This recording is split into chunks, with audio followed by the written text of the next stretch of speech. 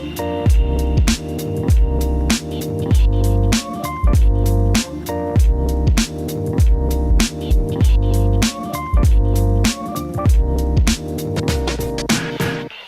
burn-out, maladie professionnelle, point d'interrogation. On va maintenir le point d'interrogation.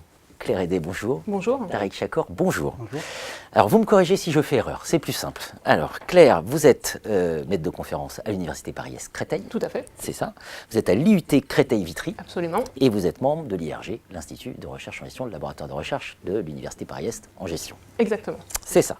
Tariq, vous êtes maître de conférence à l'Université Savoie-Mont-Blanc. Exactement. Vous êtes membre de l'IREG, qui est le laboratoire de recherche de l'Université Savoie-Mont-Blanc en gestion. En gestion Voilà. et économie. Et vous êtes maître de conférence, Ouais. donc à l'Université de Savoie. Tout à fait. Et donc, le burn-out. Alors, c'est vrai qu'on parle que de ça. On parle que de stress, on parle que d'épuisement, et cette chose très particulière qui est le burn-out. Voilà. Alors, Claire, est-ce qu'on peut définir concrètement ce qu'est le burn-out ? Absolument. On peut le définir, mais pas depuis si longtemps que ça, puisqu'en fait, c'est un concept qui a été défini dans ses différentes dimensions dans les années 80. Ce sont des psychologues qui ont nommé un phénomène observé tout d'abord dans les métiers dits de relations d'aide chez les soignants, donc Freudenberger dans les années 70, puis Christina Malzak. Donc Freudenberger était un thérapeute en fait, et Christina Malzak est une chercheuse en psychologie, et c'est elle qui a vraiment conceptualisé le burn-out comme un syndrome tridimensionnel, donc avec 3 dimensions. Une dimension dite de fatigue émotionnelle, donc de perte d'énergie, de tout ce sentiment de ne plus pouvoir se lever le matin pour aller faire ce qu'on faisait habituellement. Une dimension dite en anglais de dépersonnalisation, en français c'est plus compliqué à traduire, on parle parfois de cynisme ou de déshumanisation ou distanciation, c'est le fait de se renfermer sur soi, de ne plus être en contact avec ni ses collègues, ni ses patients pour les soignants, ni les bénéficiaires de l'activité qu'on occupe.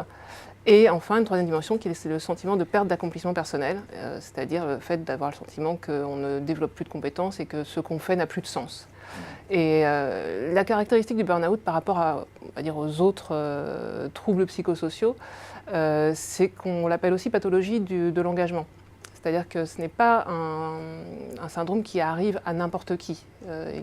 Il touche des personnes qui sont particulièrement impliquées dans leur travail. C'est pour ça qu'il a été observé d'abord dans les métiers de relations d'aide, parce que, à moins d'être, et c'est une extrême minorité qui peuvent l'être chez les soignants parfaitement pervers, c'est très très rare, la majorité des personnes qui s'engagent dans ce genre de métier le font avec un fort idéal social de départ, une volonté de soigner, de réparer, et donc dans une dimension aussi affective et émotionnelle très forte.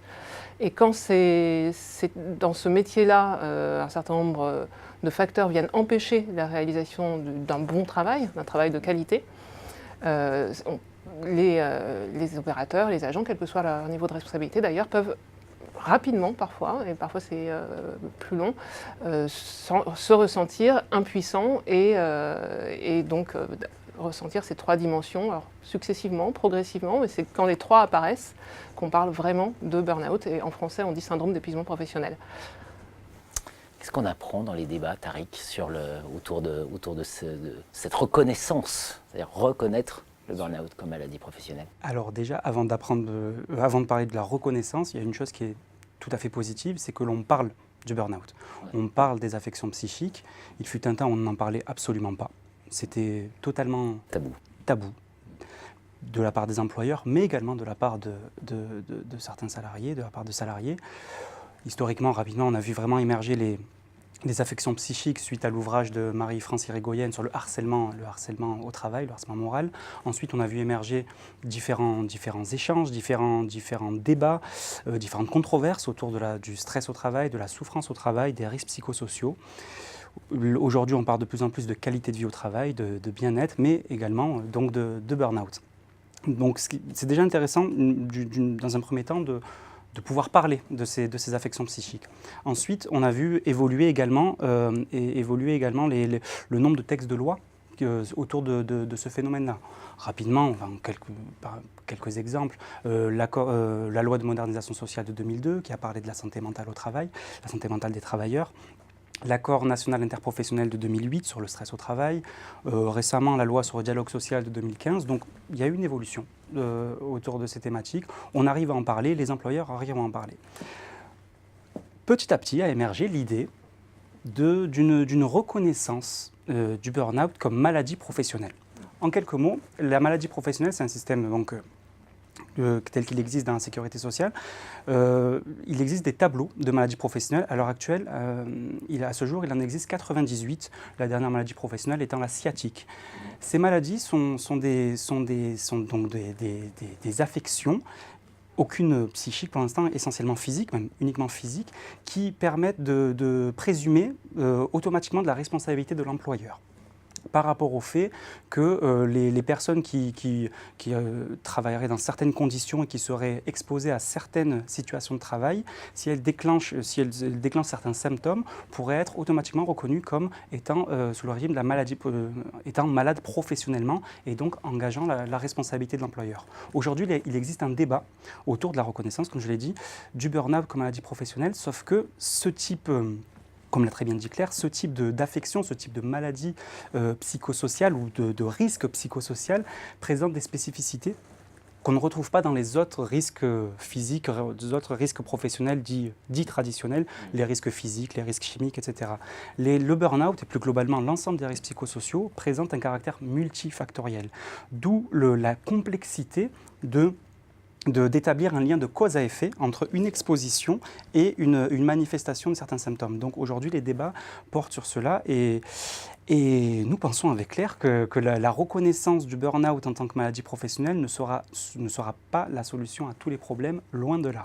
Loin de là. Alors comment le management doit prendre en compte le burn-out, voilà, ces risques autour du burn-out et comment ça interagit avec cette reconnaissance Alors, l'approche ne peut pas être la même que pour, on va dire, les autres types de risques. Si on admet qu'on a cette terminologie de risques psychosociaux qui fait débat, puisque les troubles psychosociaux ne résultent pas de la même mécanique, comme vient de le dire Tariq, que les autres types de risques chimiques, qui sont liés parfois à des physiques, etc., comme il ne faut pas dire.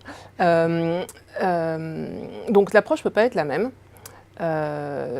Néanmoins, la clé, il nous semble, et quand je dis il nous semble, j'ai envie de parler un peu collectivement au nom des chercheurs en sciences sociales qui se penchent sur le sujet depuis quelques temps, et en particulier, je vais me permettre de citer Michel Golac et Yves Clos, sociologues et psychologues, qui ont écrit ensemble Le travail peut-il devenir supportable, pour plaider pour remettre le travail au centre des discussions, assumer le conflit autour de la qualité du travail, et non pas se mettre comme objectif un bien-être au travail ou une qualité de vie au travail, mais bien remettre le travail au centre des échanges. Donc il ne s'agit pas de nommer des happiness officers ou de se dire que le lieu de travail doit être un lieu où tout le monde doit être bien, point. Il s'agit de mettre au centre des échanges, des instances existantes, mais aussi parfois créer d'autres instances, comme les espaces de discussion, la question de l'activité, de pourquoi on est là, pourquoi on travaille comme on travaille, et pourquoi est-ce qu'il y a, donc tout ça, ça vient de la clinique de l'activité, ce n'est pas les sciences de gestion qui ont produit ce genre de vocabulaire, un écart entre le travail réel et le travail prescrit, et comment est-ce que cet écart qui est nécessaire, qui est normal, peut à un moment donné être, on va dire, travaillé, faire l'objet d'échanges pour éviter que les opérateurs se retrouvent seuls, isolés, dans un mal-être qui naît par rapport à l'écart qu'il y a entre le sens qu'ils veulent donner à leur travail et leur conception du travail bien fait et les injonctions avec lesquelles ils ont affaire. Donc, en quelques mots, remettre le travail au centre des débats. Il n'y a pas d'outil magique. Et nous pensons vraiment que le manager a un rôle clé dans cette remise du travail au centre de la discussion, au centre de la réflexion, au centre de l'organisation du travail et de son organisation. C'est vraiment un acteur clé qui est positionné à une place stratégique entre le terrain et les injonctions venant de plus haut dans l'organisation. Donc nos travaux s'orientent vraiment sur le rôle notamment des managers de proximité, le rôle de ces organisateurs du travail qui sont au contact de ce fameux travail réel. Et nous pensons vraiment que les sciences de gestion et le management a énormément à apporter pour l'amélioration de la santé au travail et du travail. Dans une société d'organisation, remettre le travail au cœur, parce que c'est aussi une réflexion sur l'ensemble de la société. C'est pas confiné dans les frontières d'une organisation. Merci beaucoup Claire, merci Tariq. Merci Jean-Philippe. Merci.